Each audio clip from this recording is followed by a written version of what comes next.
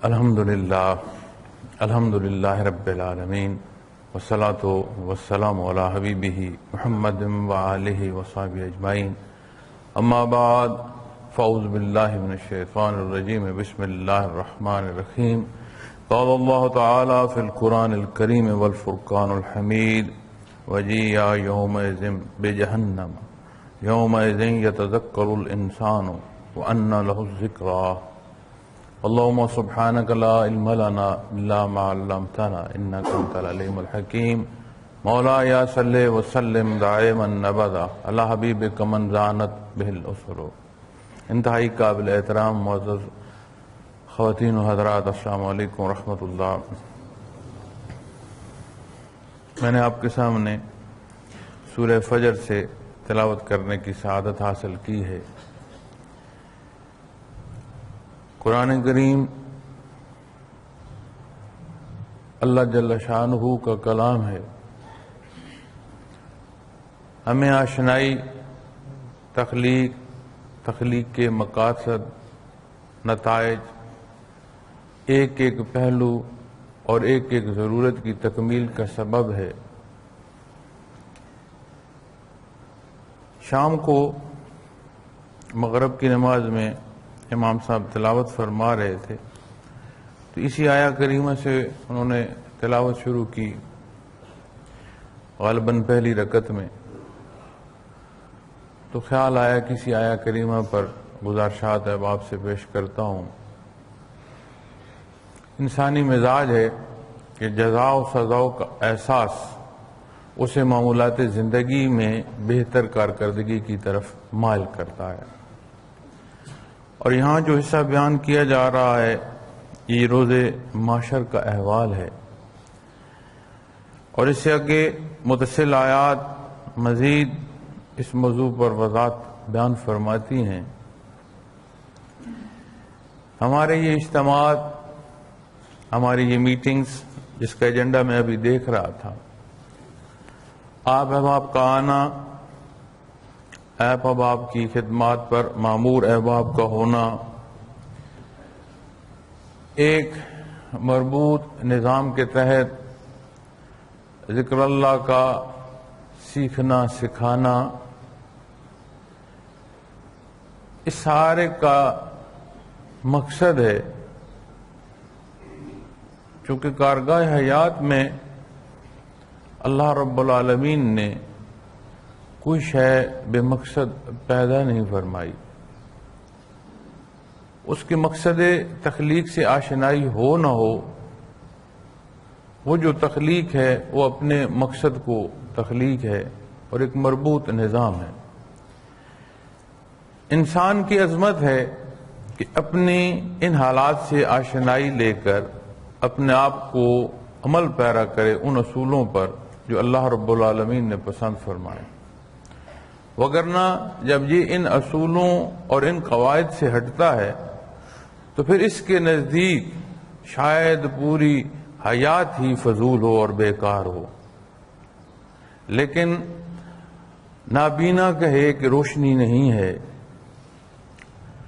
حسات کا مارا کہے کہ چیزیں یا اشیاء بے ذائقہ ہیں، اور سماعت سے محروم کہے کہ آواز ہوتی کو ہی نہیں، تو کہتا رہے، اس کے کہنے سے حقائق تبدیل نہیں ہوتے. ایک چیز جو اسے خود نقصان دے گی کہ وہ خود محروم رہ جائے گا. تو اللہ رب العالمین بار بار حقائق بیان فرماتے ہیں، نتائج تک بیان فرمائے گئے ہیں. تو اس آیہ کریمہ میں ارشاد باری تعالیٰ ہے وَجِيَّ يَوْمَئِذٍ بِجَهَنَّمَ، اور اس دن دوزخ سامنے لائی جائے گی. یومئذ یتذکر الانسان وَأَنَّى لَهُ الذِّکریٰ، فرمایا اس روز انسان متنبہ ہوگا. مگر پھر اللہ رب العالمین ہی نے ارشاد فرمایا مگر اب انتباہ سے اسے فائدہ کہاں.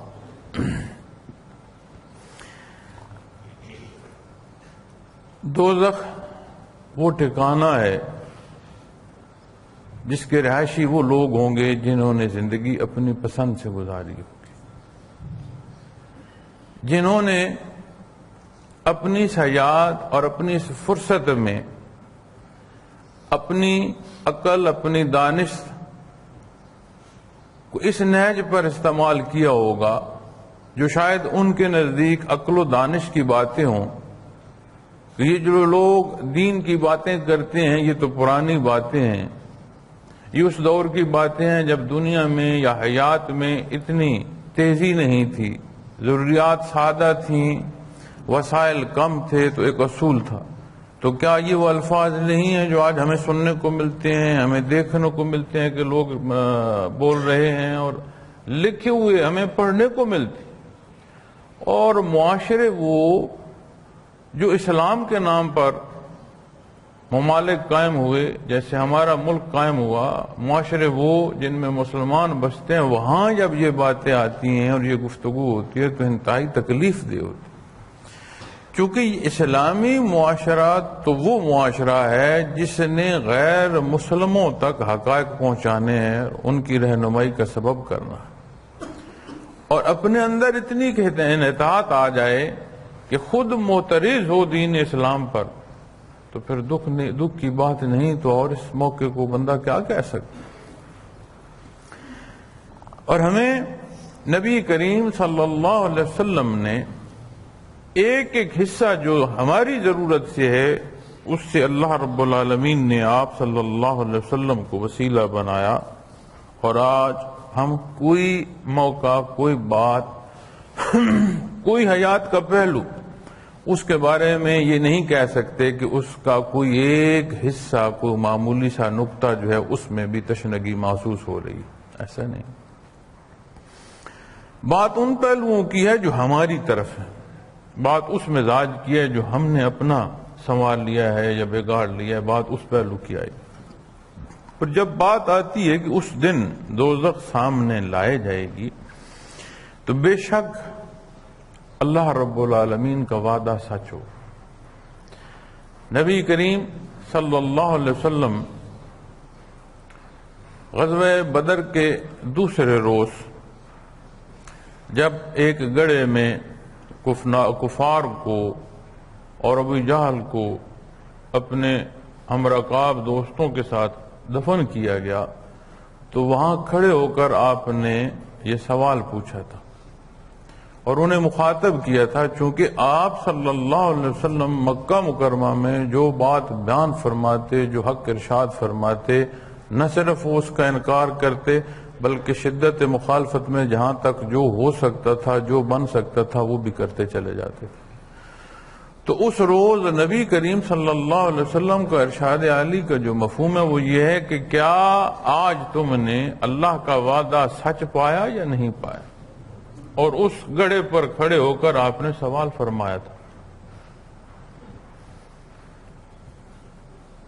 تو یہی بات ہے کہ ایمان ایسا نہیں ہے کہ جس میں ہماری عقل و خرد کا دخل ہے.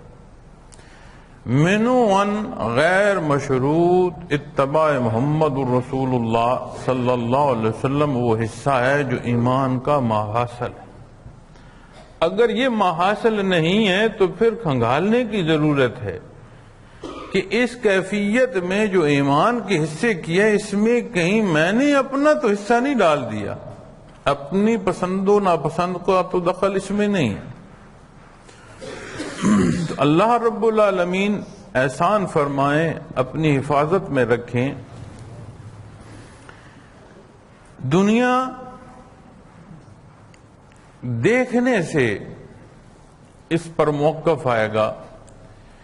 اگر تو اخروی انجام یہ ہے کہ اس دن دوزخ سامنے لائے گی اور اس روز انسان متنبع ہوگا. اگر نتائج تو یہ ہیں تو پھر اس دنیا میں کسی نے کیا پایا، اس نے تو اس حیات کو بھیانک حصوں میں بسر کیا جس کے نتائج اتنے برے آئے. اور یہی دنیا جس میں میں اور آپ اپنے حصے کی سانسیں لے رہے ہیں اور اللہ جل شانہ نے اپنی اس زمین پر جتنے قدم ہمارے لیے مخصوص فرمائے ہم انہیں اٹھا رہے ہیں. اپنے حصے کا ایک ایک دانہ اور ایک ایک گھونٹ پانی کا ہم اپنے حصے کا لے رہے ہیں، اگر تو اس حیات میں وہ پہلو نصیب ہوں جس کی تعلیم فرمائی ہے نبی کریم صلی اللہ علیہ وسلم نے، تو یہ دنیا حسین ہے، چونکہ یہ اللہ کے قرب کی سبب ہے، یہ حیات جو اس دنیا میں بسر کی جا رہی ہے۔ اور یہ حصے جس کو میں عرض کر کے بات شروع کی کہ اللہ کریم کے نام پر، دین اسلام پر، کیفیات محمد الرسول اللہ صلی اللہ علیہ وسلم تک کے حصوں کے لیے ہم یہاں جمع ہوتے ہیں، اور اس جمع ہونے کا مقصد ہی یہ ہے کہ دین اسلام پر عمل پیرا ہوا جائے اور ان کیفیات کے حصول سے وہ حصے نصیب ہوں جو خالص عمل کی توفیق کا سبب بنے۔ چونکہ جس حصے کی بات ہو رہی ہے اخروی حیات کی، وہاں جو پیمانہ ہوگا وہ اعمال اس طرح نہیں تولے جائیں گے جس طرح ہم شمار کرتے ہیں کہ میری حیات میں اتنی پختہ نماز ہے، اتنی اچھی ادائیگی ہے، جیسے میں نماز پڑھتا ہوں اس جیسا تو کوئی نماز پڑھتا نہیں ہے۔ رکوع سجود کی جو طویل رکوع اور سجدے اور تسبیحات ہیں، شاید ہی کسی میں اتنا خشوع خضوع جتنا میرے رکوع سجود میں ہے۔ تسبیحات پڑھتے ہیں تو اتنی تسبیحات پڑھتا ہوں کہ جتنی بار تسبیح پڑھی جاتی ہے شاید اس سے زیادہ بار مخلوق کو سنا دیتا ہوں کہ میں اتنی تسبیحات کرتا ہوں۔ یہ ہم اپنے گرد اپنے معاملات میں یہ دیکھتے ہیں، ہم خود انسان ہیں، جب ہم خود کمزوری کی طرف آتے ہیں تو یہ الفاظ ہم جو سن رہے ہوتے ہیں اس میں ایسا حصہ بھی شامل ہوتا ہے جو اپنی زبان سے، اپنے منہ سے جو آواز آ رہی ہوتی ہے بندہ سنوں سے بھی رہا ہوتا ہے۔ فقط سننے کو ان معنوں میں لے لینا درست نہیں ہے کہ جو کمی بیشی ہے وہ دوسروں کی میں سن رہا ہوں، بلکہ بہتر پہلو یہ ہے کہ جب کوئی کمی بیشی کی بات یا موضوع آئے تو بجائے کسی اور کو دیکھنے کو اپنا وزن کرتے رہنا چاہیے، اپنے آپ کو ترازو میں رکھ لینا چاہیے کہ میں کہاں کھڑا ہوں۔ اب ان اعمال جن پہ انحصار اخروی حیات کی کامیابی کے اعمال تو وہ بھی ہیں، لیکن وہ کون سے اعمال ہیں؟ وہ عمل صالح ہیں۔ صالح کا پیمانہ کیا ہے؟ میری اور آپ کی زبان یا میری اور آپ کی آواز نہیں، اللہ جل شانہ خوب جانتے ہیں، اور ان اعمال صالح کا انحصار نیتوں پر ہے جو محرک ہے کسی بھی عمل کا۔ اب نیتوں کو یہ کہہ دینا کہ مجھے معلوم ہی نہیں ہے، میں تو بڑا خالص تھا، عند اللہ شاید میری نیت جو ہے وہ کمزور ہوگی، ایسی نہیں۔ جب کوئی بندہ غلطی کر رہا ہوتا ہے، جب کوئی اپنی بڑھائی بیان کر رہا ہوتا ہے، اپنے نہاں خانے دل میں کہیں نہ کہیں سے اسے یہ صدا آ رہی ہوتی ہے کہ تو غلط کر رہا ہے۔ وہ سنی تو کر رہا ہوتا ہے، لیکن یہ نہیں ہوتا کہ وہ نہیں جانتا، بالکل جانتا ہے کہ یہاں میں غلط کر رہا ہوں۔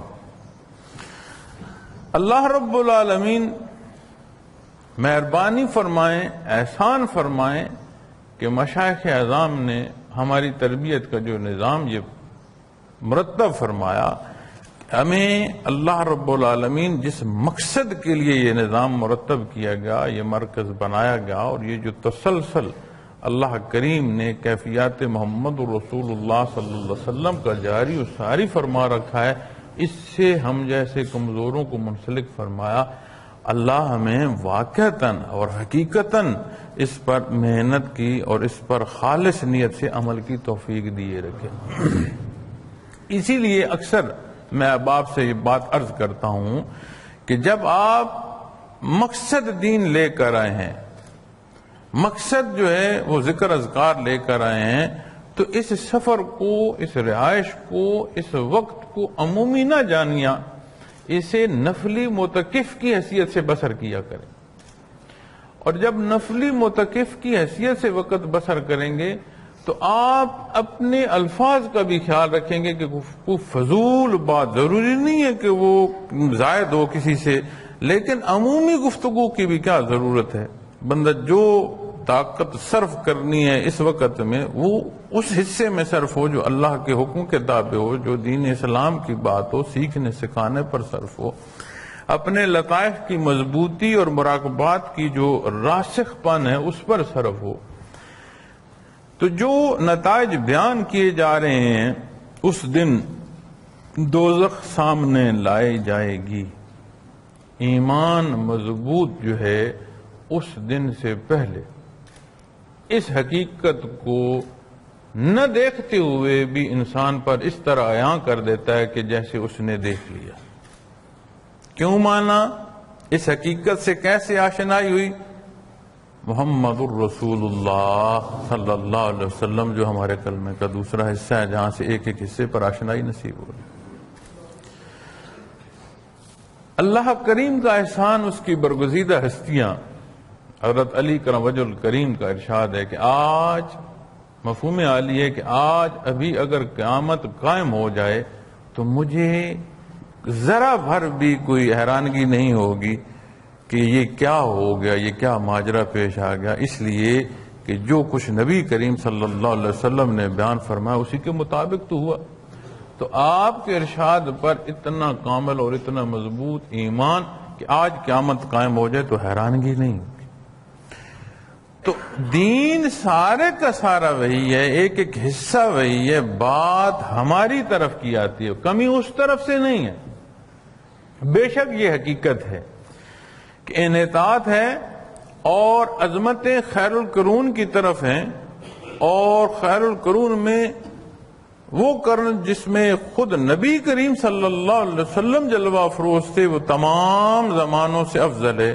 اور اگر اس کی فضیلت کی بات ہوتی ہے اور اللہ ترتیب تین زمانوں کی منسلک اپنے اپنے درجے میں بلندی کی بات ہوتی ہے تو یہی نشانی ہے کہ آنے والا وقت یا دوری جو ہے نبی کریم صلی اللہ علیہ وسلم کے زمانے مبارک سے اس میں انحطاط آتی چلی جائے گی۔ یہ ٹھیک ہے، یہ درست بات، لیکن اس بات کو اس جواز پر لے آنا کہ اس سبب میں دین اسلام پر عمل پیرا نہیں ہو سکتا، یہ درست نہیں ہے۔ ایک ایک حق موجود ہے، اور ایک ایک حق کے ساتھ میں آپ کو ایک ضمناً بات بھی عرض کرتا ہوں۔ سلسلہ عالیہ سے تعلق ہے، اللہ کریم نے مشائخ کی جوتیوں تک رسائی دی ہے۔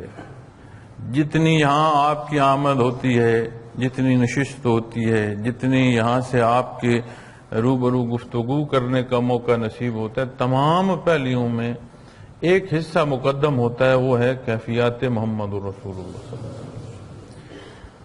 تاریخ اسلام میں صوفیاء کے حالات پڑھے اور سنے تو ہوں گے نا، بہت نہیں تو کچھ تو سنے ہیں ہم نے اور پڑھے بھی ہوں گے۔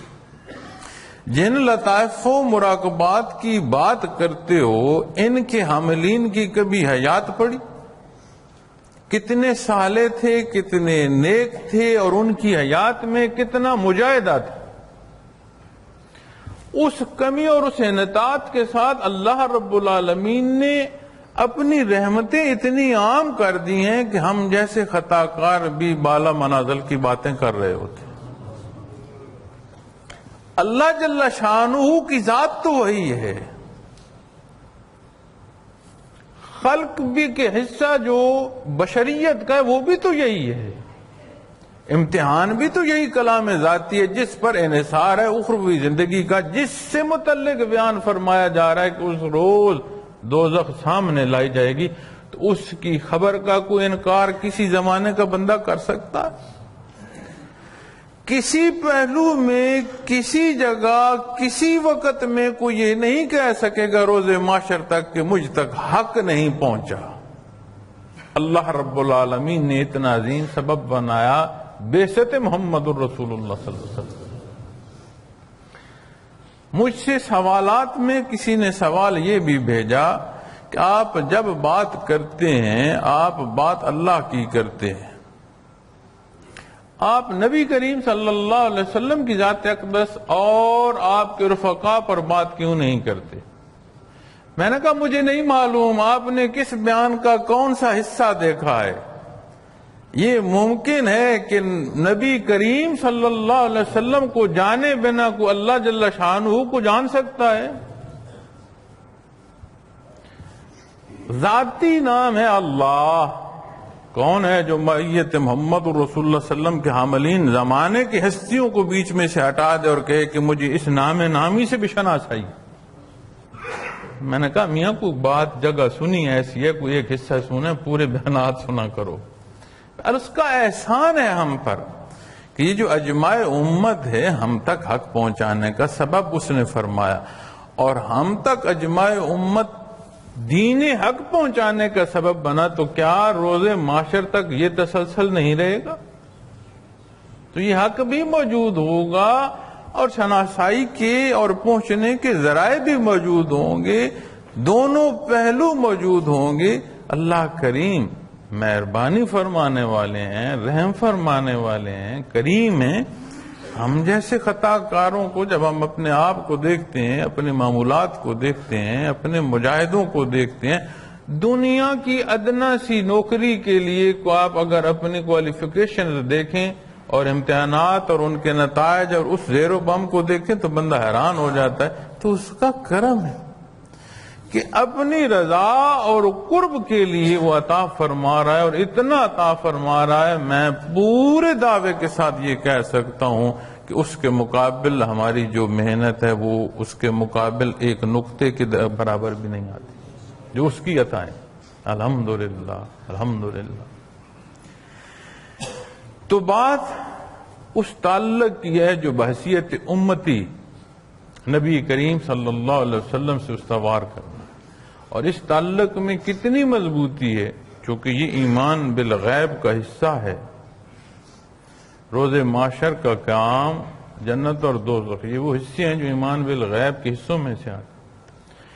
اور اگر ایمان بالغیب کے ان حصوں میں کوئی کمی بیشی ہے تو سب سے بڑا جو ایمان بالغیب ہے وہ خود ذات باری تعالیٰ ہے۔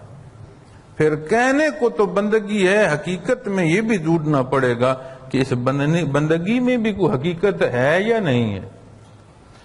اگر بندگی میں حقیقت ہوگی تو پھر ایمان بالغیب کے ایک ایک حصے پر جو ہے وہ ایمان جو ہے وہ مضبوط ہوتا چلا جائے گا، اور اس کی نشانی ہے، ایمان کی مضبوطی کی نشانی اعمال ہے، عبادات ہیں اور معاملات ہیں، اور کوئی مبہم بات نہیں ہے، حق موجود ہے جو اختیار کر رہا ہے۔ اگر اسے اتنا عقل و شعور ہے کہ اختیار کرنے کا معلوم ہے، اور اتنی جسارت اور طاقت ہے کہ اختیار کر رہا ہے، تو جب سب کچھ موجود ہے کہ صحیح کیا اور غلط کیا، تو انکار کر سکے گا کہ جی نہیں مجھ سے غلطی ہو گئی؟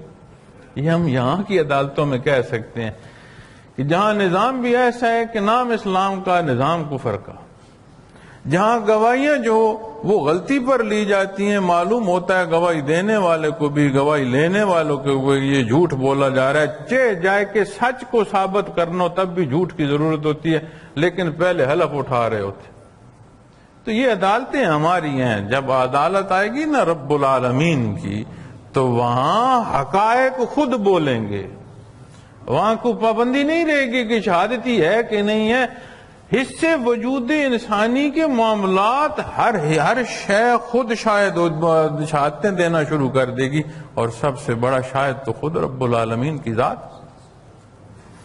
اللہ کریم وہ عمل صالح اختیار کرنے کی صدق دل سے توفیق عطا فرمائے جو ہماری ایمان کو اتنی مضبوطی کا سبب ہو کہ ہمیں واقعتاً یقین ہو کہ واقعتاً اس حصے میں جو نبی کریم صلی اللہ علیہ وسلم نے بیان فرمایا یہ حق اور سچ ہے، اس حصے میں جو آپ صلی اللہ علیہ وسلم کے ارشادات ہیں یہ واقعی حق اور سچ، ایک ایک پہلو پر جو ہماری گواہی ہے وہ آپ صلی اللہ علیہ وسلم کے فرمان کی صداقت میں بیان ہوتی چلی جائے۔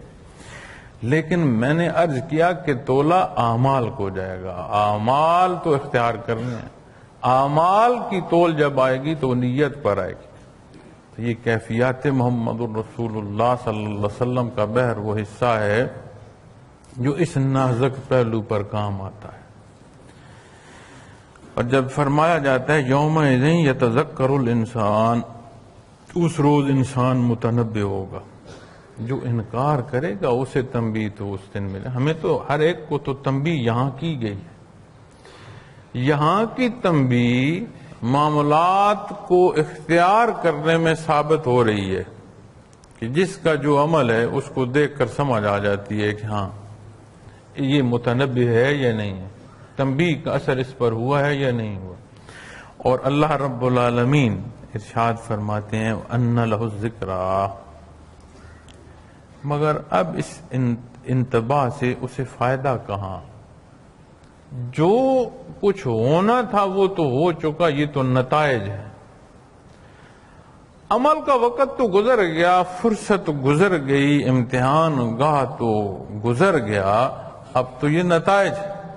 اب جب یہ حقائق اس کے روبرو آ گئے ہیں تو اب اس حقیقت کا روبرو آنا اسے کوئی فائدہ نہیں دے سکے گا، چونکہ اعمال کے جو وقت تھا وہ تو گزر چکا۔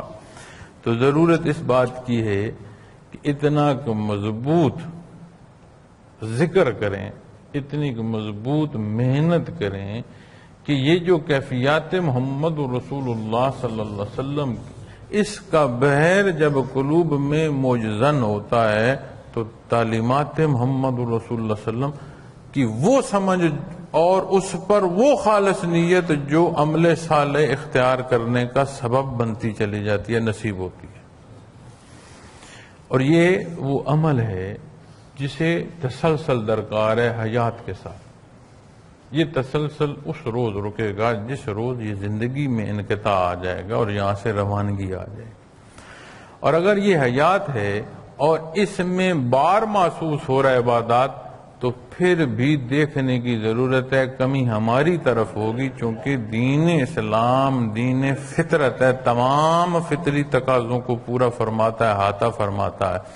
اور جب ایمان کی چاشنی محسوس ہونا لگ پڑے تو عبادات کے لیے بھوک لگتی ہے، عبادات اور مجاہدے بھارے نہیں لگتے۔ محبوب کا دیکھنا، کبھی سنا کہ وہ بھارا گزرا ہو کسی کو؟ بار وہ گزرتا ہے جس لمحے وصال و محبوب سامنے نہ ہو۔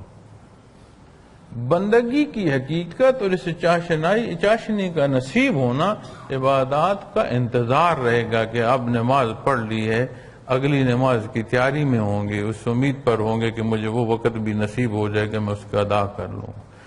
نماز میں کھڑے ہوں گے تو محسوس ہوگا کہ اللہ جل شانہ کے روبرو کھڑا ہوں۔ کیا فرمایا گیا کہ جب نمازی نماز پڑھ رہا ہو تو اس کے سامنے سے نہ گزرو؟ کیوں؟ نہیں، اللہ سے ہم کلام، بیچ میں مت دخل دو۔ تو اللہ رب العالمین یہ قوت ایمانی عطا فرمائے، یہ توفیق عطا فرمائے کہ ہمیں یہ چاشنی ایمان کی محسوس ہو۔ پھر ہمارے جو سوالات ہیں، یہ کیوں اور وہ کیوں، یہ سارے ختم ہو جاتے ہیں۔ بندہ ایک ہی سوال کرتا ہے کہ کوئی کمی بیشی ہے تو اس کی رہنمائی ملتی جائے، کیسے کرتا جاؤں، کیوں کی بات نہیں رہتی۔ اور آج کی تنبیہ اس روز کام آئے گی۔ اگلا حصہ ارشاد فرمائے، یقول یا لیتنی قدمت لحیاتی، کہے گا اے کاش میں نے اپنی ہمیشہ کی زندگی کے لیے کچھ آگے بھیجا ہوتا۔ چونکہ جو عمل اختیار کیا جا رہا ہے اس نے رہنا ہے، صالح ہے یا بد ہے۔ مکلف مخلوق کا عمل جو ہے اس نے رہنا ہے، روز محشر اس پر حساب ہو۔ اور انسان کے جو اعمال ہیں ان کا اثر تو ہمیشگی کے لیے ہے۔ وہ جو ہمیشہ رہنا ہے، جس میں انقطاع ہے ہی نہیں، اس کا انحصار آج کے اعمال پر، اور جب اس کا انحصار آج کے اعمال پر ہے تو کیا اس سے مراد یہ نہیں ہے کہ یہ اعمال جو ہیں ان کیسے رہیں گے، اس کے نتائج اسی پر مرتب ہونے ہیں؟ تو پھر یہ آج کا عمل جو ہے یہ تو ہمیشہ کی زندگی کے لیے اس کے اثرات رہیں گے۔ تو جب اس کے اثرات رہیں گے تو اس کا مطلب ہے کہ جو عمل اختیار کر لیا گیا ہے یہ قائم ہو گیا تو یہ رہے گا۔ بات یہ ہے کہ عمل صالح نصیب ہو، وہ حصے نصیب ہوں جو عند اللہ پسندیدہ ہیں۔ اس کے لیے ضرورت ہے کہ ہم اپنی ذات کو بیچ میں سے نکال دیں۔ اور فرمایا وہ لوگ بھی کہیں گے جو آج اتنی ترقی پذیر حالات میں پہنچ چکے ہیں کہ وہ کہتے ہیں دین اسلام تو تب کی بات ہے جب دنیا میں اتنی تیزی نہیں تھی، وہ بھی۔ اور وہ تو کہہ ہی رہے ہوں گے جو نہیں مانے، انہیں بھی حقائق سمجھ آنا شروع ہو جائیں گے کہ حق تو وہی ہے جو اللہ جل شانہ نے واضح بیان فرما دیا تھا اور کوئی حصہ رہتا نہیں ہے۔ اتنی قرآن کریم کو ترجمے سے پڑھیں، اللہ یہ ہمیں توفیق عطا فرمائے کہ آپ حیران ہوں گے کہ اتنی وضاحت ہے اور اتنی چھوٹی چھوٹی باتوں کی مثالیں موجود ہیں کہ بندہ حیران ہو جاتا ہے کہ کوئی کمی نہیں چھوڑی مالک کل کائنات نے کہ کسی درجے کی بھی عقل کا بندہ ہو تو یہ نہیں کہہ سکتا کہ میرے لیے کوئی کمی رہ گئی۔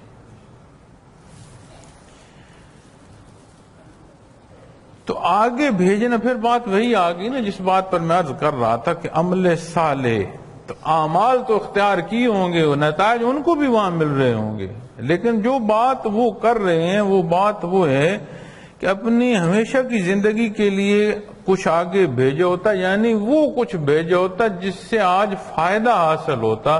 بھیجا تو ہے انہوں نے جس کو وہ بھگت رہے ہیں۔ اللہ معاف فرمائے کہ ان حصوں میں بندہ جائے، اللہ معاف فرمائے، اللہ معاف فرمائے، اللہ کریم مہربانی فرمائے ان حصوں میں بندے کو حیات نصیب ہو جن پر آخرت میں اللہ کریم کی رحمت ہونی ہے اور اس کا کرم ہونا ہے۔ فَيَوْمَئِذٍ لَا يُعَذِّبُ عَذَابَهُ أَحَدٌ، بس اس دن اللہ کے عذاب کی طرح کا عذاب کوئی نہ دے سکے گا۔ جب یہ بات آتی ہے کہ اس روز اللہ کے حساب کی طرح کوئی عذاب نہیں دے سکے گا، تو سمجھ آتی ہے کہ اس سے مراد یہ ہے کہ وہ جو سختی وہاں ہونی ہے اس طرح کی اگر کچھ سختی نہیں دے سکتا تو ہم نے اپنی حیات سے دیکھنا ہے کہ ہم نے اس درجے کی سختی نہیں دیکھی۔ جب اس درجے کی سختی نہیں دیکھی تو اس درجے کی سختی کے بدلے میں جو درد اٹھتا ہے پھر اس سے بھی آشنائی نہ ہوئی، یعنی وہ درد اور وہ علم کی کیفیت کسی نے محسوس ہی نہیں کی ہوگی پہلے جو اس روز پھر محسوس ہوگی۔ اور یہ کہہ دینا کہ اللہ رب العالمین نے سزا دے دی، نہیں، وہ ایک بھلا فکرہ ہے اور عمومی سی بات ہے، محاورتاً استعمال کی جاتی ہیں یہ باتیں، لیکن یہ بات حقیقت سے متعلق ہے اور درس اسلامی کے تحت آتی ہے کہ میاں قبر میں کچھ نہیں ہے، نہ گرم ہے نہ ٹھنڈی ہے، اس کو حدت کے سبب بھی یہیں سے لے کر پیدا کر رہے ہو اور اس کی ٹھنڈک کے سبب بھی یہیں سے لے کر جاؤ گے۔ آگ جلانی ہے تو یہیں سے لکڑ اکٹھی کر رہے ہو اور اس کو جلا کر کوئلے کو ڈال رہے ہو اس میں قبر میں تو اسے عدت دے رہے ہو، گرم کر رہے ہو۔ اگر اسے باغ بنانا ہے تو جو وہاں کے پودے ہیں ان کا بیج یہیں سے لے کر جانا ہے اور ان کی کھاد یہیں سے ہوگی جو اس پودوں کو سینچے گی اور وہ باغات ہوں گے اور اس کی ٹھنڈک کا سبب بھی یہیں سے۔ تو جب حقائق کی بات آتی ہے تو اللہ رب العالمین فرماتے ہیں وَهَدَيْنَهُ النَّجْدَيْنِ، خیر و شر کے دونوں راستے اس کو دکھا دیے۔ اپنے آپ کے ساتھ جو زیادتی ہو رہی ہے اس کا سبب خود وہ فرد ہے جو جس کے ساتھ ہو رہی ہے۔ حقائق بیان فرما دیے گئے ہیں۔ ایک مالک اپنے ملازم کی جو اس کی نوکری ہے اس کے چند لمحوں کا انکار برداشت نہیں کرتا، اسے کہتا ہے تم نے افزانہ مقرر کیا ہے اور بدلے میں تم مجھے یہ سروس مہیا کر رہے ہو، اگر تم نے یہ انکار کیا تو تمہیں برخاست کیا جاتا ہے۔ روزمرہ کی زندگی میں دیکھیں تو ملازم نہ ہو، اپنا کو آشنا دیکھ لیں، اہل خانہ پر اولاد کو دیکھ لیں کتنی پیاری ہے، ایک لحظے کو جب وہ کسی بات کو رد کرتی ہے دل کر رہا ہوتا ہے صرف گھر سے باہر نکال۔ اللہ رب العالمین نے تو مخلوقات میں وہ حصہ پیدا فرمایا کہ جس سے یہ جرت دی، جسے یہ رستہ دیا، جسے یہ تعلیم دی کہ وہ اس کی نہ صرف شناسائی، اس کے قرب کو چل سکے، تو کتنی بڑی عطا ہے۔ اور اس کے بدلے میں ضد اور عناد جو لے کر آیا، پھر اپنے لیے صداقت متعین کرنا بھی تو اسی کا کردار ہے۔ تو اللہ کریم کے حضور انصاف ہے، وہاں کمی نہیں ہے۔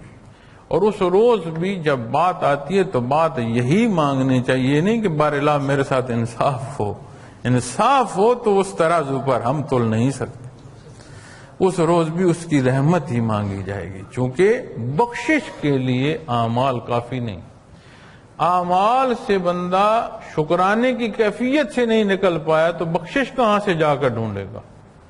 تو ہر حصہ اس کی عطا ہے اور اس کی رحمت ہے، اور یہ وہ حقائق ہیں کہ خیر و شر کے یہ جو دونوں راستے ہیں یہ دنیا میں بڑے واضح بیان کر دیے گئے ہیں اور ہر ایک کے سامنے رکھ دیے گئے ہیں۔ جب یہ حصے سب کے سامنے ہیں تو پھر نتائج تو مرتب ہوں، اور نتائج سے بھی آگاہی عطا فرما دی گئی ہے، تو پھر اس دن کہے گا کہ کاش کوئی ایسے عمل ہوں جو میرے آگے بھیج دیے جاتے جو آج مجھے فائدہ دیتے، اور میں نے کچھ بھیجا ہوتا جو یہاں ہمیشہ کی زندگی کا ہے۔ اللہ اللہ۔ پھر عذاب کی جو سختی کی بات ہو رہی تھی، اس سے مراد یہ ہے کہ پھر ایسی تکلیف دہ حالت پہلے پھر دیکھی نہ ہوگی۔ وَلَا يُوثِقُ وَثَاقَهُ أَحَدٌ، اور نہ کوئی اس طرح قابو کر سکے گا۔ دنیا میں ہم نے یہ دیکھا ہے، سنا ہے کہ بڑی تکلیف میں بھی کوئی بندہ ہے نا، میں نے تو یہ بات خود سنی ہے، کئی بار سنی ہے، کوئی بیچارہ کوئی مریض ہے اور بہت شدت میں اور تکلیف میں ہے، یا کوئی ایسا فرد ہے جسے معاشرے میں انتہائی تکلیف پہنچائی جا رہی ہے، عزیز و اقارب نہ رہے، اکیلا رہ گیا، بزرگ ہو گیا، بیمار ہو گیا، سنبھالنے والا کوئی نہیں، کھانا دینے والا کوئی نہیں، صفائی کرنے والا کوئی نہیں۔ ایسا لفظ میں نے خود بھی ایک بزرگ سے سنے، وہ بیچارے کہہ رہے تھے کہ ساتھ کا رہا کوئی نہیں، سنبھالتا ہے کوئی نہیں، اب تو اللہ سنبھال لے تو بہتر ہے۔ یہ لفظ میں نے اپنے کانوں سے سنے۔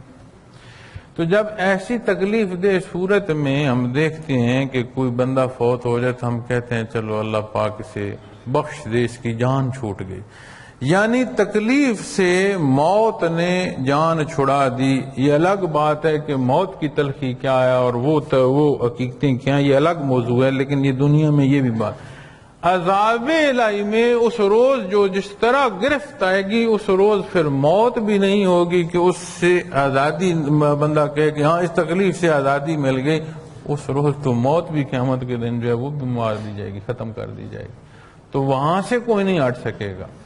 پھر یہ جو تکلیف ہے یا درد ہے، یہ کیفیت ہے، تو یہ کیفیات بھی تو اسی نے پیدا فرمائی ہیں۔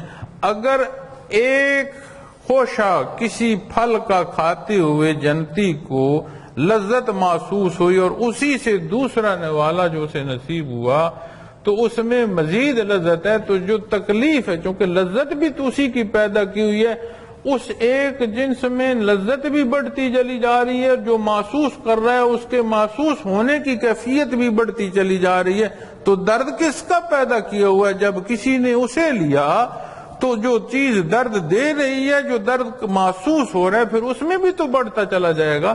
تو جو گرفت وہاں ہے وہ گرفت نہ کسی نے دیکھی ہے نہ کوئی کہیں اور ہو سکتی ہے، جو گرفت وہاں ہے۔ پھر اس گرفت میں حقیقت یہ ہے کہ اس گرفت میں کوئی کمی بیشی نہیں ہے۔ انصاف یہ ہوگا کہ جو کچھ کیا ہے اس کے مطابق ہوگا، کوئی یہ نہیں کہہ سکے گا کہ میں نے تو ایسا نہیں کیا جس کے نتائج یہ ہیں، وہ کتاب ہاتھ میں تھما دیجیے۔ یہ بھی ارشاد فرمایا گیا قرآن کریم کہ وہ اعمال کی کتاب روز معاشر ہاتھ میں تھما دی جائے گی اور فرمایا جائے گا کہ اپنا حساب دیکھ لے کہ آج تیرا نتیجہ کیا بنتا ہے۔ تو جس طرح وہاں نفاذ ہوگا گرفت کا بھی، وہ بھی پھر دیکھا والا نہیں ہوگا اور اس کی بھی وہ حدیں نہیں سمجھ سکتا بندہ۔ یا ایتھا النفس المطمئنہ، اللہ جل شانہ نے فرمایا یا ایتھا النفس المطمئنہ، اے اطمینان پانے والی روح، اپنے پروردگار کی طرف لوٹ چل، ارجعی الی ربک راضیۃ مرضیہ، تو اس سے راضی ہے اور وہ تجھ سے راضی۔ جب یہاں بات آتی ہے نا یا ایتھا النفس، تو اس سے مراد، اس نفس کے لفظ کی مراد جب اس کو دیکھتے ہیں تو اس سے مراد روح بھی ہے، وجود بھی ہو سکتا ہے، چونکہ فکرے کے استعمال کے تحت ترجمے کو بھی دیکھنا ہوتا ہے۔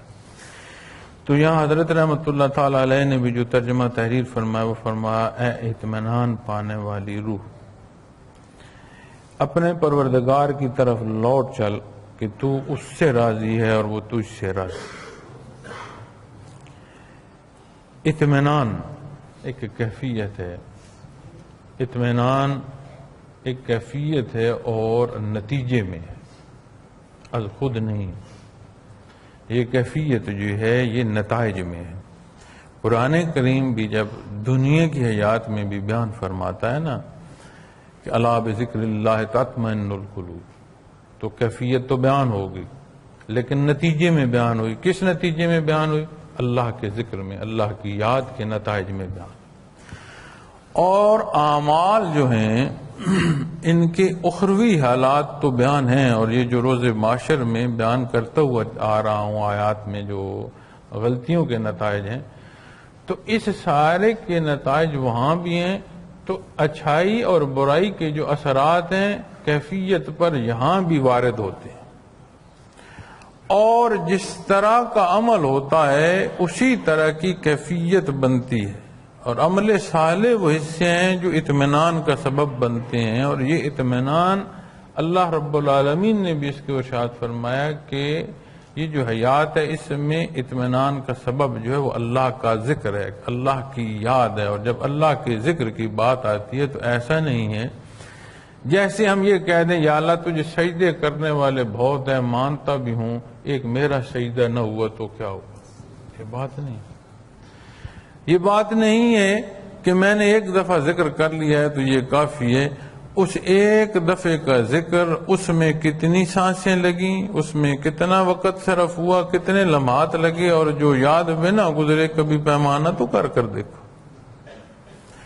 کہ جو یاد سے خالی وقت گزار دیا وہ کتنا تھا، جو حدود و قیود سے تجاوز میں چلے گئے۔ چونکہ دین اسلام میں نہ نقطے کی زیادتی ہو سکتی ہے تو نہ نقطے کی کمی ہو سکتی ہے۔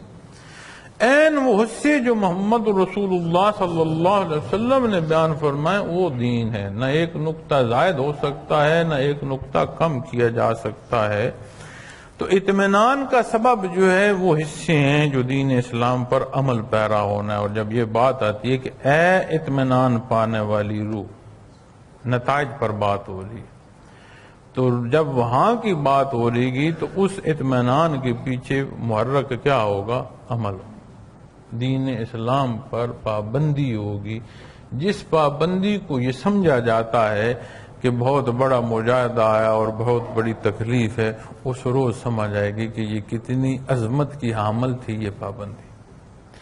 ان پابندیوں سے بارگاہ عزتی میں کوئی تعمیر مقصود نہیں تھی، اس سارے کا صلہ تو مجھے ملا، مجھے قرب کے سبب نصیب ہوئے، مجھے اللہ جل شانہ کی رحمت نصیب ہوئی۔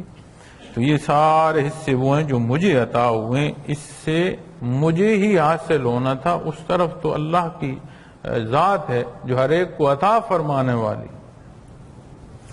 اپنے پروردگار کی طرف لوٹ چل، تو اس سے راضی ہے اور وہ تجھ سے راضی۔ اب جب رضائے باری تعالیٰ کی بات آتی ہے تو اس میں ایک چیز عرض کروں، اللہ کریم دین اسلام عطا فرمائے، عمل صالح اختیار فرمائے، فرائض کی ادائیگی ہو، معمولات میں غلط اور صحیح کا خیال رکھے، اللہ پاک قبول فرمائے، تو یہ اللہ کی رضا کے سبب ہے۔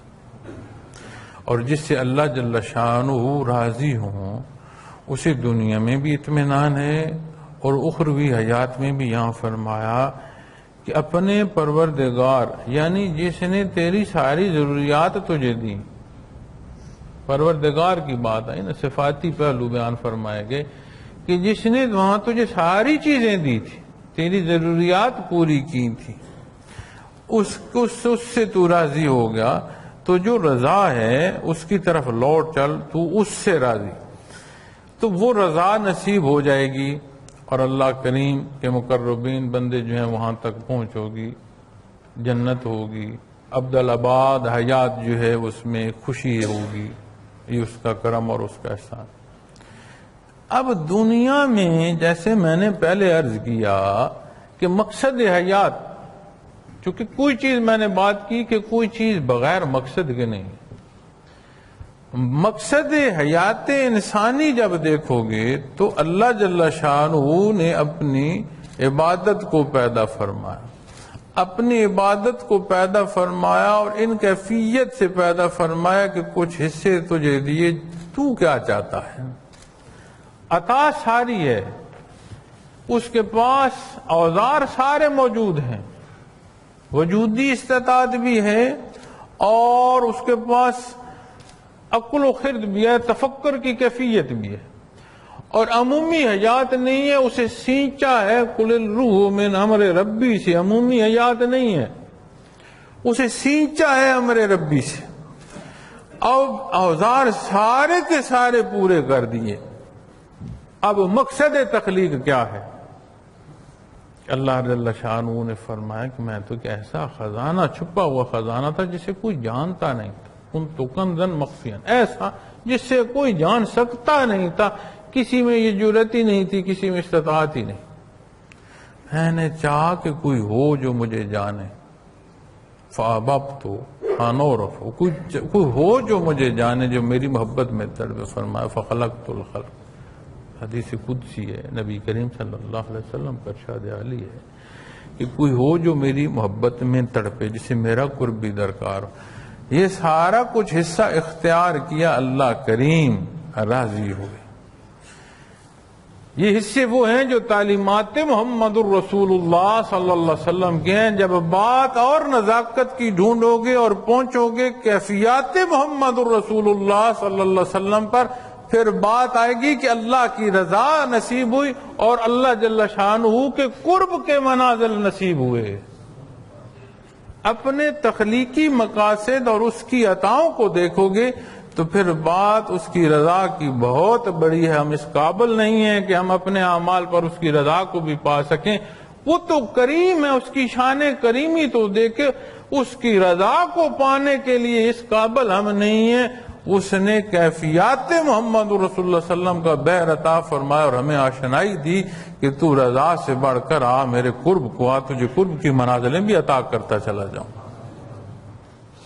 تو پھر کون سی عقل اور کون سی خرد اور کون سے اعلیٰ فیصلے جو بندشدار دنیا کی نظر ہو جائے، اسی دنیا کو اپنے اللہ جل شانہ کے قرب کے لیے اور اس کی جو بندگی ہے اس کے لیے سے استعمال کرو گے تو یہ سیڑھی بنتی چلی جائے گی، اس کی رضا سے بڑھ کر اس کے قرب کے منازل کا سبب بنتی چلی جائے گی۔ اور یہاں ایک بات مزید ضمناً جو ہے وہ عرض کرتا جاؤں، جب بھی میں نے حضرت جی رحمۃ اللہ تعالی علیہ سے سنا، مشائخ کے پڑھا یا اس حوالے سے بات سنی کہ کوئی وہ بندہ جسے کیفی شعبہ نصیب ہوا، اللہ نصیب ہوئی، اور وہ الگ تھلگ ہو گیا دنیا سے، اسی دنیا سے، انہی معمولات سے، انہی معاشروں سے الگ ہو گیا، اس کی کیفیت میں ترقی ہوئی، اس کی منازل میں ترقی رک گئی۔ قرب کے جو منازل کی ترقی ہے، اس زندگی کے، اس معاشرے کے شب و روز میں اپنا حصہ بسر کرتے ہوئے اور اس نیج پر بسر کرتے ہوئے جو مالک کل کائنات نے پسند فرمایا، ترقی درجات کا سبب ہے۔ اسی لیے تو حضرت، اگر آپ غور کریں کہ حضرت فرمایا کرتے تھے کہ یہ جو اللہ کے لیے معمولات دنیا کو چھوڑ جاؤ، یہ درست نہیں ہے۔ وہ فرمایا کرتے تھے اسی معاشرے کا ایک فرد رہو، عملی زندگی میں حصہ لو اور وہ مثال قائم کرو، وہ چلتی پھرتی دین کی تبلیغ ہو جس انداز کو خود نبی کریم صلی اللہ علیہ وسلم نے صحابہ کرام رضوان اللہ علیہم اجمعین کی تربیت میں نمونہ فرما دیا، اور روز معاشر تک وہ بہترین نمونے ہیں ان ہستیوں میں کہ آنے والی ہر جو انسان ہے اس کے لیے نمونہ ہے کہ عملی جو تبلیغ ہے وہ کردار ہے جو صحابہ کرام رضوان اللہ علیہم اجمعین کا ہے۔ تو جب بات اس رضا کی آئے گی تو وہ مالک راضی ہوا، اس نے کرم فرمایا تو تو اس سے راضی ہو گیا۔ ہر حصہ اسی کی عطا ہے اور یہ اس کا کرم ہے۔ فرمایا تو اس سے راضی ہے اور وہ تجھ سے راضی۔ کہنے میں یہ حصہ پہلے ہماری طرف بیان ہے اور پھر اللہ جل شانہ کی طرف کہ وہ تجھ سے راضی، اسی کی رضا ہے جو یہ پہلا حصہ بھی نصیب ہو۔ اللہ ایمان کی یہ نزاکتیں اور یہ سمجھیں عطا فرمایا فادخلی فی عبادی وادخلی جنتی، پھر تو میرے ممتاز بندوں میں، میرے بندوں میں، ممتاز بندوں میں شامل ہو جا، وادخلی جنتی، اور میری بہشت میں داخل ہو جا۔ نبی کریم صلی اللہ علیہ وسلم کا ارشاد عالی ہے، اس میں مفہوم ہے، آپ نے فرمایا کہ جب تمہارا گزر جنت کے باغوں میں سے ہو تو اس میں سے کچھ کھا پی لیا۔ صحابہ کرام رضوان اللہ علیہم اجمعین نے عرض کی کہ یا رسول اللہ صلی اللہ علیہ وسلم، یہ جنت کے باغ جن سے گزر ہوتا ہے یہ کون سے ہیں؟ تو آپ نے فرمایا اللہ اللہ کے جو حلقے ہیں، جو اللہ کی یاد کے حلقے قائم کیے بیٹھے ہوتے ہیں، وہاں سے جب گزرو تو کچھ حصہ وہاں سے تم بھی لے لیا کرو، یعنی جتنا نصیب ہو وہاں سے اللہ اللہ کی کیفیت میں تم بھی حصہ لے لیا کرو اور داخل ہو جایا کرو۔ تو جب بات آتی ہے نا کہ پھر میرے ممتاز بندوں میں شامل ہو جا، تو یہ بات بھی سمجھ آتی ہے کہ آج اگر کھڑے ہو کر یہ کوئی بندہ کہہ دے کہ قرآن کریم کافی ہے، سنت جو ہے اور حدیث مبارکہ تحریر میں موجود ہے یہ کافی ہے، میں یہیں سے سارا کچھ سمجھ لوں گا، مجھے مزید ضرورت نہیں ہے، تو جو بعثت محمد رسول اللہ صلی اللہ علیہ وسلم علوم ظاہر اور علوم باطن دونوں کا منبع آپ صلی اللہ علیہ وسلم کی ذات ہے، اور تربیت ظاہری اور کیفیات باطنی کی رسائی کا جو سبب ہے، یہ بھی مثال کافی ہے کہ اس سارے حق کے ساتھ پھر استاد کی ضرورت ہے۔ تو پہلی جو حیثیت ہے وہ ہے محمد رسول اللہ صلی اللہ علیہ وسلم۔ پھر وہاں سے لے کر آج تک آپ دیکھتے ہیں اجماع امت یہ بات ثابت کرتا ہوا آتا ہے کہ وہ علوم جنہیں آپ نے تعلیم فرمایا انہی کو لے کر قرآن و سنت جو ہے اسی کے لے کر انہی تراجم کو، انہی مفاہیم کو، انہی حدود و قیود کو لیتے ہوئے آج تک یہ حق پہنچ رہا ہے، اور انشاءاللہ روز محشر تک جائے گا، چونکہ جس روز یہ تسلسل ٹوٹے گا اس روز پھر دنیا بقا نہیں ہے، یہاں قیامت قائم ہو جائے گی، پھر یہ حالات آ جائیں گے جو میں آپ کے سامنے عرض کر رہا تھا۔ تو پھر جنت کے باغ جو برزخ سے دیکھنے شروع کرنے ہیں اور جن کی حقیقتیں جہاں ملنی ہیں اہل جنت، یہاں نبی کریم صلی اللہ علیہ وسلم نے ان حلقوں کو بیان فرمایا جو اللہ کی یاد میں محافل سجی ہوئی ہیں۔ تو پھر ان محافل جن تک اللہ رسائی دے، پھر انہیں عمومی جان لینا کتنی خسارے کی بات ہے۔ ان اوقات کو جو تمام دنیا کی مصروفیات کو ترک کر کے، تمام ضروریات کو چھوڑ کر پھر بندہ جب یہاں آئے، اور پھر یہاں آ کر وہ اسے محسوس یہ بھی نہ ہو کہ میرے جو کلام ہے یہ مسجد میں ہے، میری آواز بلند ہے، میں کیا مخاطب کر رہا ہوں، یا میری گفتگو کا حاصل کیا ہے، یا سکھایا کیا جا رہا ہے، بتایا کیا جا رہا ہے، میں کس نہج پر چل رہا ہوں۔ انسانی مزاج ہے کہ اسے ہمہ وقت ضرورت رہتی ہے، تنبیہ کی بھی ضرورت رہتی ہے، اور ایک رہتی ہے ضرورت کے ایک ناپ تول رہے۔ یہ جو میں بیان سے پہلے یہ جو مجھے چند کاغذ دیے ہیں احباب نے، یہ میٹنگز ہیں جن کا انعقاد ہوتا ہے اور اس کے ایجنڈاز ہیں، تو اس کو بھی میں عرض کروں گا۔ بے شک یہ امراء سے متعلق ہے، بے شک ذمہ داران سے متعلق ہے۔ کوئی بندہ مومن نبی کریم صلی اللہ علیہ وسلم کے ارشاد کو کیا اہمیت دے گا؟ وہ سوچے گا کہ امیر ہے تو آپ صلی اللہ علیہ وسلم کا حکم ماننا ہے، اور جو امیر نہیں ہے اس نے اس حکم کی درجے کی ضرورت نہیں۔ کس حکم میں لاؤ گے ارشادات محمد رسول اللہ علیہ وسلم کو، اور کس حکم میں لاؤ گے اس پہلو کو کہ بلغ عنی ولو آیا او کما قال محمد رسول اللہ صلی اللہ علیہ وسلم۔ پھر کسی کو کوئی بات پہنچانے کے لیے اپنے اندر بھی تو کچھ ہو، یا کوئی خالی گلاس لے کر بھاگتا رہے تو وہ لوگوں کی پیاس بجھانے کا سبب بن سکتا ہے وہ۔ تو دین اسلام کا سمجھنا، سیکھنا اور اس پر عمل کرنا یہ پہلا حکم ہے جو ہر ایک کے۔ دوسری بات آتی ہے پھر وہ جائے مخلوق خدا کو پہنچائے، تو فقط ذمہ داران کے سپرد کر کے فارغ نہ ہوا کریں۔ ہر ایک نے اللہ کے حضور پیش ہونا ہے، ہر ایک کی لاد اپنی اپنی ہے، ہر ایک کا حساب اپنا اپنا ہے۔ اور جو ذمہ داران ہیں ان کے حساب کی نزاکت اور زیادہ ہے، ان کا اختیار زیادہ ہے، ان کی آواز کی بلندی زیادہ ہے، اور جہاں تک ان کا اختیار ہے اس سارے کا بھی ساتھ حساب دینا پڑے گا۔ اگر یہاں سے میں یہ کہتا ہوں کہ اس ذمہ داری میں عجیب ایک نزاکت کا پہلو جو نظر آتا ہے، وہ یہ نظر آتا ہے، عجیب تو نہیں، حقیقت ہے کہ وہ نظر آتا ہے، لیکن عجیب اس کا محسوس ہونے کی جو کیفیت ہے اسے کہہ رہا ہوں کہ ہر ایک کے حساب کے ساتھ روز معاشر مجھے بھی کھڑا ہونا پڑے گا۔ اگر مجھے روز معاشر ہر ایک کے حساب کے ساتھ کھڑا ہونا پڑے گا جو میری ذمہ داری میں، تو جو آپ کی بحیثیت امیر یا بحیثیت صاحب مجاز یا قائم مقام صاحب مجاز جو آپ کی ذمہ داری کے ایریاز ہیں، جو آپ کی ذمہ داری کے لوگ ہیں، وہاں کیا سمجھتے ہیں کہ جو ذمہ دار ہے اسے ساتھ نہیں کھڑا ہونا پڑے گا؟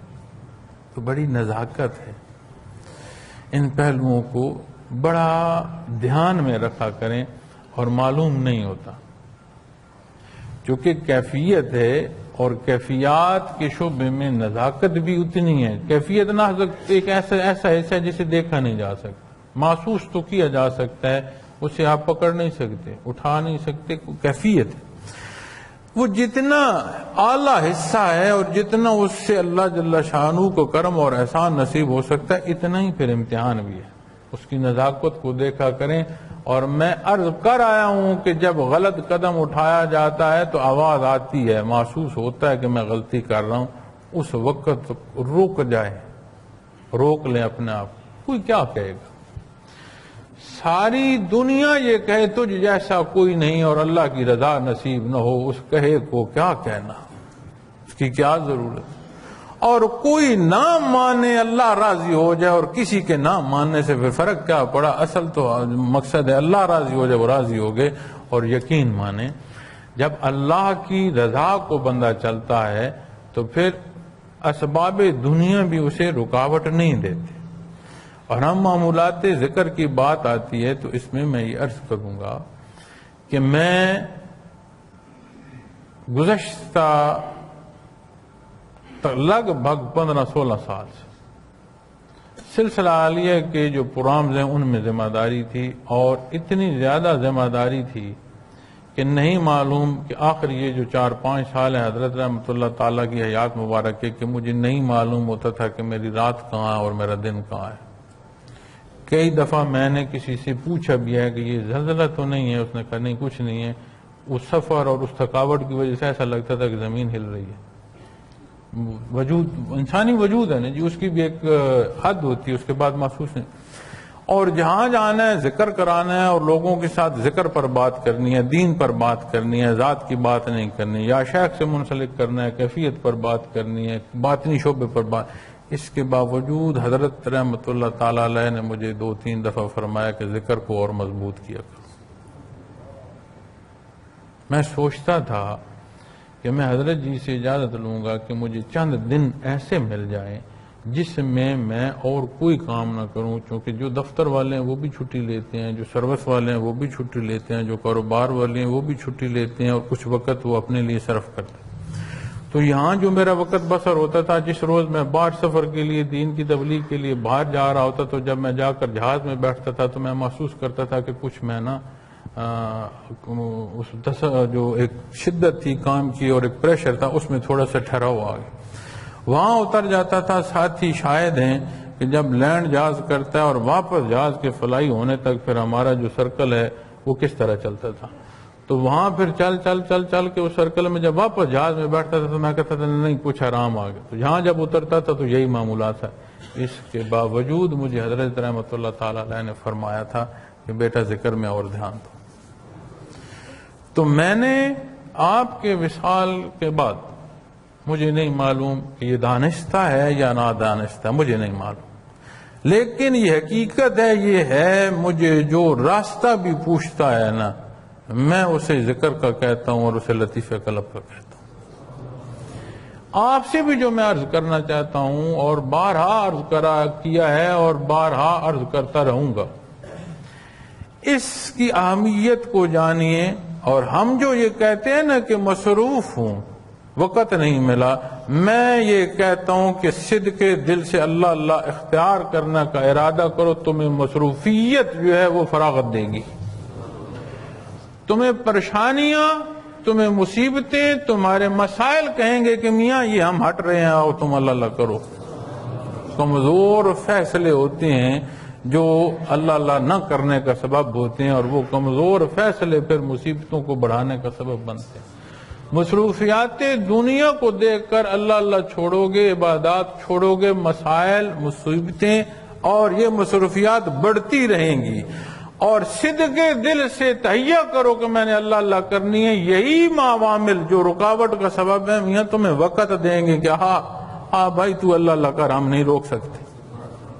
تو اپنے اوقات میں جو متعین کرنا ہے وقت ذکر کا، اسے پوری مضبوطی سے کریں. کوئی دن ایسا نہ ہو جو ذکر سے خالی جائے. اور جب بات آتی ہے، میں کل یہاں غالباً جمعے کو دن آیا کریمہ کسی کی تفسیر بیان کر رہا تھا، تو اس میں صبح و شام کے ذکر کی بات تھی. تو بیان کرتے ہوئے ایک کیفیت میں نے محسوس کی، وہ یہ تھی کہ دو پہلو لیے جاتے ہیں صبح اور شام سے، ایک صبح کا وقت ایک شام کا، اور اس کو معنی بعید پر لیا جائے تو ہمہ وقت آ جاتا ہے کہ صبح و شام یعنی ہر وقت. اور جو کیفیت اس کی تفسیر بیان کرتے ہوئے میں نے محسوس کی کہ تو پہلا ترجمہ جو ہے صبح اور شام کا اس کی پابندی کر لے، یہ پہلی پابندی تمہیں ہمہ وقت پر لے جائے گی. تو کوشش فرمائیں کہ یہ چند لمحات ہیں زندگی کے، اس میں صدق دل سے اللہ اللہ کریں، لطائف کریں، محنت کریں، سبق سے کریں، متواتر کریں. یہ لمحات سدا نہیں ہیں، نہ وہ وقت رہے ہیں نہ یہ وقت رہے ہیں. اس لیے اللہ کریم سے ہمہ وقت معافی کے طالب رہے. دیکھیں میں کیا کر سکتا ہوں، یہ نہ دیکھا کریں مجھے کسی سے کیا مل سکتا ہے، دیکھو میں کیا دے سکتا ہوں. اللہ نے مسلمان کو اس درجے کا بادشاہ بنایا ہے کہ غریب سے غریب مسلمان بھی ہے وہ یہ سوچ سکتا ہے میں کسی کو کیا دے سکتا ہوں. یہ اس کی شان کریمی. اجتماعات پر آتے ہیں تو دیکھیں یہ عرفان آپ کا گھر ہے، بجائے اس کے کہ ہاں تم ٹھنڈی روٹی لے کر آئیے، اٹھ کر دیکھو میں پکڑا سکتا ہوں کسی کو روٹی یا نہیں پکڑا سکتا. بجائے یہ دیکھنے کی کہ ہاں فلاں جگہ صفائی رہ گئی. کبھی اپنے گھر میں کسی نے اہل خانہ نے ایک دوسرے سے شکایت کی ہے کہ گھر کو تو نہیں دیکھ رہا یا تو نہیں. مسجد اللہ کا گھر ہے، دارالعرفان ہے. اللہ رب العالمین نے ہمیں یہ گھر دیا ہے، ہمیں ایک خاندان کی صورت دی ہے. تو جہاں کوئی کمی بیشی ہو اپنا آپ پیش کیا کریں، خود اسے دور کرنے کی کوشش کیا کریں. اسی طرح اللہ کا نام ہے تسلسل ہے کیفیات محمد رسول اللہ صلی اللہ علیہ وسلم. بانٹیں، یہ وہ دولت ہے جسے جتنا بانٹو گے اس سے کئی گنا زیادہ جو ہے یہ بڑھتی چلی جاتی. تو میں نے عرض کیا کہ کوئی خالی گلاس کسی کی پیاس نہیں بجھا سکتا. اللہ کریم مجھے اور آپ کو دین اسلام سمجھنے اور اس پر عمل کرنے کی توفیق عطا فرمائے. اس کا کرم، اس کا احسان کہ اس نے ہمیں کیفیات باطنی سے آشنا فرمایا. اسی کے حضور دعا گو ہے کہ بار الہ ہمیں استقامت عطا فرمائے. یا اللہ تو نے عطا فرمایا یہاں سے روانگی بھی اسی کے ساتھ. دنیا کی حیات کو تو موت ہے، اس لطیفہ ربانی جو روشن ہو جائے اللہ اللہ کا، اس قلب کو موت کیا کر سکتی، اس کا تسلسل نہیں ٹوٹ سکتا. یہ تعلق یہاں قائم ہو جائے، اس کی مضبوطی یہاں نصیب ہو جائے، اسے پھر کوئی نہیں روک سکتا. اللہ کریم میرا اور آپ کا حامی و ناصر ہو. جزاکم اللہ. آمین. الحمدللہ رب العالمین والصلاة والسلام علی حبیبہ محمد وآلہ وسلم. اللہم صلی علی محمد النبی الامی وآلہ وصحبہ وبارک. اللہم صلی علی محمد النبی الامی وآلہ وصحبہ وبارک. اللہم صلی علی محمد النبی الامی وآلہ وصحبہ. ربنا لا تزغ قلوبنا بعد إذ هديتنا وهب لنا من لدنك رحمة إنك أنت الوهاب. ربنا اننا آمنا واغفر لنا ذنوبنا. بار اللہ ہم کمزور خطا کار، ہمارے حال پر رحم فرما. یا اللہ ہم تیرے نام پر تیرے خانہ خدا میں یہاں جمع ہونے کو قبول فرما، اور خواتین و حضرات جو یہاں تشریف لائیں حاضری کو قبول فرما۔ بار الہ تو غفور الرحیم ہے، دار دنیا مشکل ہے، اسے سہل فرما۔ ہم جو بیمار ہیں ہمیں شفا عطا فرما، ہمارے جن گھروں میں تنگیاں ہیں انہیں فراوانی عطا، ہمارے جن گھروں میں جھگڑے ہیں بار الہ انہیں امن عطا فرما۔ یا اللہ ہمیں اپنی محبت عطا فرما، یا اللہ ہمیں نبی کریم صلی اللہ علیہ وسلم کی محبت عطا فرما، یا اللہ دین اسلام کی سمجھ اور اس پر عمل کی توفیق عطا فرما دے۔ یا اللہ تو غفور الرحیم ہے، ہم سے راضی، یا اللہ ہمیں اپنا قرب عطا فرما دے۔ یا اللہ تو غفور الرحیم ہے، کیفیات قلبی کے اس بحر سے تو نے کرم فرمایا، ہمیں استقامت عطا۔ یا اللہ تو غفور الرحیم ہے، ہمارے بڑے پیارے جو دار دنیا گزر چکے ان کے حال پر رحم فرما۔ یا اللہ مشائخ اعظام کی جو محنتیں انہیں قبول فرما، کے درجات بلند۔ یا اللہ حضرت رحمت اللہ تعالیٰ علیہ کے درجات بلند فرما، اپنے حبیب صلی اللہ علیہ وسلم کے صدقے ہمہ وقت بلند فرما۔ یا اللہ ہم کمزور ہیں، ہمیں لمحہ لمحہ اپنی مدد عطا فرما، اپنی حفاظت عطا فرما۔ یا اللہ تو ہمیں حفاظت دے، ہماری اولادوں کو حفاظت۔ یا اللہ تو غفور الرحیم ہے، دین اسلام کے نام پر تو نے ہمیں وطن عطا فرما، ہمارے غلط کام ہمارے یہ کردار اس میں اندر خرابی کا سبب ہے، بار اللہ اس کی حفاظت فرما۔ یا اللہ امت مسلمہ پوری دنیا میں ذلیل ہے، بار اللہ ہمارے حال پر رحم فرما۔ یا اللہ تو غفور الرحیم ہے، کسی مظلوم کی آہ سن لے اور ہمارے حال پر رحم فرما، ہمارے اس وطن عزیز میں بار اللہ انصاف فرما، اسلام کا بول بالا فرما دے۔ یا اللہ تو غفور الرحیم، یا اللہ ہمیں توفیق عطا فرما، ہم اپنے حصے کا مثبت کردار عطا کر سکیں۔ یا اللہ تو غفور الرحیم، یا اللہ ہمارا یہ آنا قبول فرما، ہمارے دوستوں کا احباب کا واپسی جو ہے وہ بخیر و عافیت عطا فرما، کمی بیشی معاف۔ رب یسر ولا تعسر وتمم بالخیر وتمم بالخیر وتمم بالخیر۔ اللہم صلی علی محمد النبی الامی وآلہ وصحبہ وبارک وسلم۔ اللہم صلی علی محمد النبی الامی وآلہ وصحبہ وبارک وسلم۔ اللہم صلی علی محمد النبی الامی وآلہ وصحبہ وبارک وصلی اللہ تعالی علی خیر خلقہ وآلہ وصحبہ اجمعین۔